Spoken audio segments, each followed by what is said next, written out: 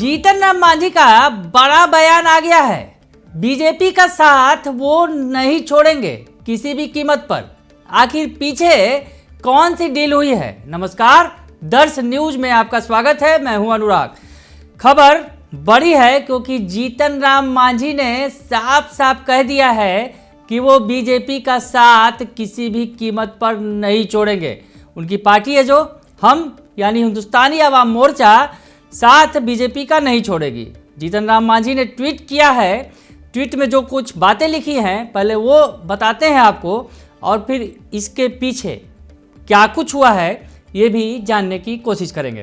तो आपको पता है कि जीतन राम मांझी ने जो ट्वीट किया है, जो सोशल साइट एक्स पर जो उन्होंने लिखा है, मेरे लिए कोई सत्ता की कुर्सी मायने नहीं रखती, बस गरीबों, मजलूमों, दबे कुचलों के हक और हकूक की आवाज़ उठती रहे, उनका काम हो यही काफ़ी है। आगे लिखते हैं जीतन राम मांझी, मैं गरीब जरूर हूँ पर कुर्सी के लालच में किसी को धोखा नहीं दे सकता।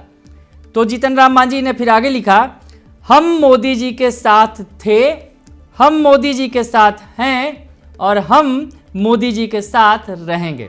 हम यानी HAM, हिंदुस्तानी अवाम मोर्चा, मोदी जी के साथ था, मोदी जी के साथ है और मोदी जी के साथ रहेगा।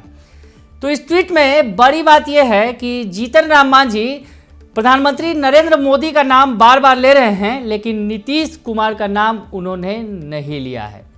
पीछे आखिर वजह क्या है और जीतन राम मांझी आखिर ऐसा क्यों कह रहे हैं? पिछले दिनों जीतन राम मांझी जिस तरह से नाराज दिख रहे थे और कह रहे थे कि उन्हें 2 मंत्री पद चाहिए और उनके बेटे को जो अनुसूचित जाति अनुसूचित जनजाति का मंत्री बनाया गया वो भी उन्हें रास नहीं आ रहा था। और जीतन राम मांझी ने ये कहा था कि क्या पथ निर्माण विभाग जैसे जो विभाग हैं वो उनके बेटे को नहीं मिल सकता है? वो सड़क नहीं बनवा सकते हैं क्या?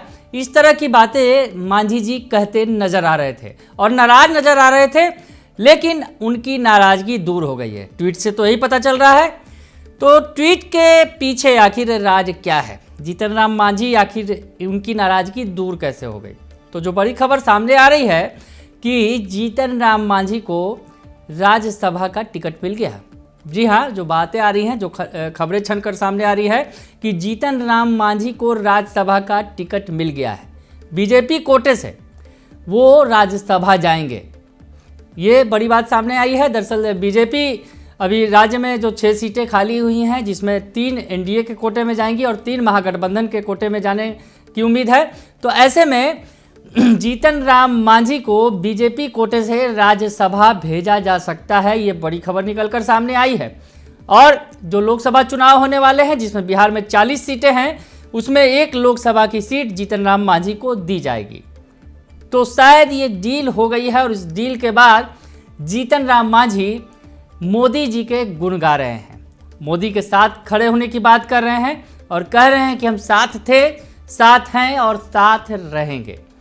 तो खैर, अब काफ़ी जो वो घड़ी भी नज़दीक आ गई है जब बिहार की सरकार को अभी अपना बहुमत साबित करना है, बीजेपी उसमें शामिल है। तो इस तरह के तमाम दांव पेच चले जा रहे हैं और जीतन राम मांझी की बात संभवतः मान ली गई है, उनकी नाराज़गी दूर कर ली गई है, ये इस ट्वीट से साफ नज़र आ रहा है।